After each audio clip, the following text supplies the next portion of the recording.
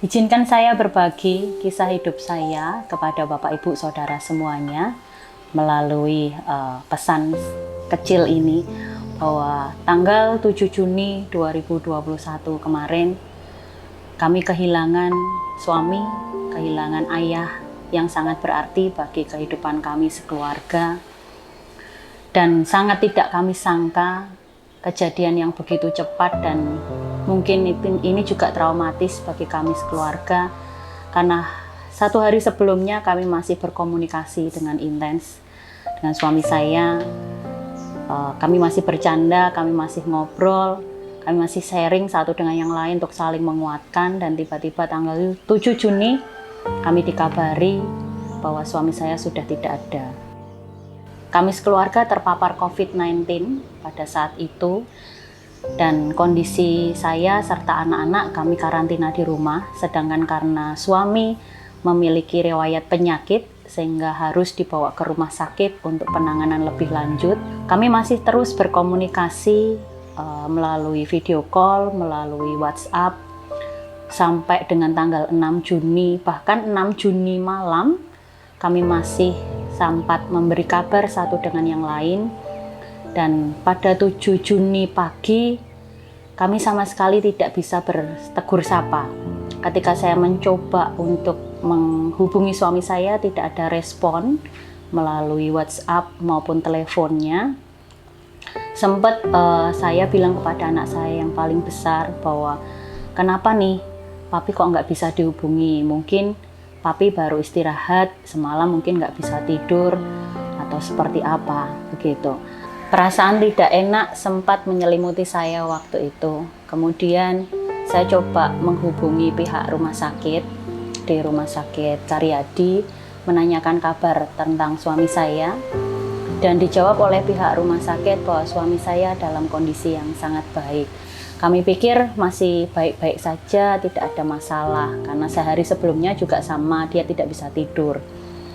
Kemudian lewat sekitar jam 12-an siang, saya mulai gelisah lagi, kok sampai jam segini belum ada kabar dari suami saya. Dia tidak merespon WhatsApp maupun telepon saya.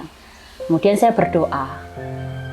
Tengah-tengah doa itu, kemudian saya dapat kabar dari pihak rumah sakit. Kami ditelepon dari pihak rumah sakit bahwa saya harus segera ke Semarang karena kondisi suami saya kritis. Dan selang kurang lebih sekitar 30 menit kemudian, kami dikabari lagi dari pihak rumah sakit bahwa suami saya sudah berpulang ke rumah Bapak. Rasanya kayak disambar petir geledek gitu rasanya saat itu. Tidak bisa dibayangkan. Jadi sempat saya nangis-nangis waktu dikabari oleh dokter, dan mungkin teriak-teriak sendiri juga di rumah, sampai kami bertiga itu nangis bersama. Saya dengan dua anak saya itu nangis bersama di rumah, dan kita nggak ada siapapun yang rasanya seperti tidak ada yang menolong kami saat itu.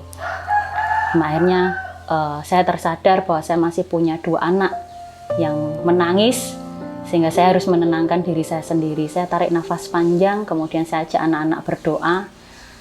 Kami belajar untuk mengucap syukur apapun keadaan kami. Memang tidak mudah, berat rasanya, tapi kami belajar untuk kami bisa menerima semuanya ini.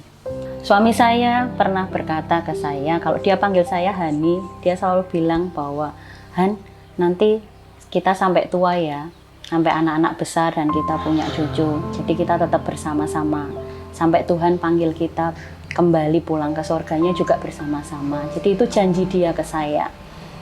Tapi ternyata sekarang apa yang saya alami tidak sesuai dengan apa yang kami bayangkan. Tapi saya tetap percaya bahwa rencana Tuhan itu yang terbaik bagi saya, bagi anak-anak. Saya berusaha untuk menenangkan anak-anak yang saat itu juga histeris. Jadi anak saya juga nangis semua, dua-duanya.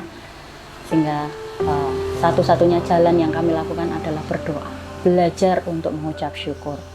Saya merenung, kenapa semuanya terjadi pada hidup saya. Di saat kami masih dalam kondisi usia yang muda, anak-anak juga masih kecil-kecil, kenapa ini harus terjadi pada saya. Satu hal, saya mendapatkan rema Tuhan bahwa Tuhan tidak akan memberi ujian pada umatnya yang melebihi kekuatan yang kita miliki. Saya hanya percaya itu. Saya percaya bahwa suami saya berpulang dan mendapat bagian yang terbaik di surga Tuhan. Saya teringat ketika kami sekeluarga, setiap mesbah keluarga, selalu suami saya itu bernyanyi atau request lagunya itu terima kasih Tuhan. Yang terima kasih Tuhan untuk kasih setiamu. Dia itu hanya hafal lagu itu, dan seringkali saat itu saya protes sama dia, kenapa lagunya ini terus? Tapi dia pernah berkata ke saya bahwa suatu saat kamu akan ngerti bahwa lagu ini sungguh sangat bermakna. Dan ketika dia sudah tidak ada, saya merenungkan lagu ini, memang benar, sungguh sangat bermakna bagi kami sekeluarga.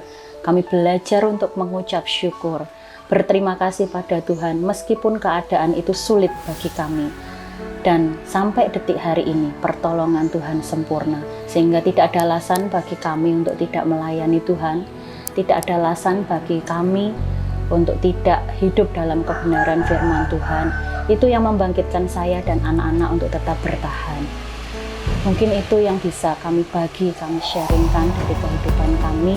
Pertolongan Tuhan itu nyata, pertolongan Tuhan itu sempurna atas kita, atas saya, anak-anak, dan kita semua yang hidup berpegang pada kebenaran firman Tuhan. Terima kasih, Tuhan memberkati.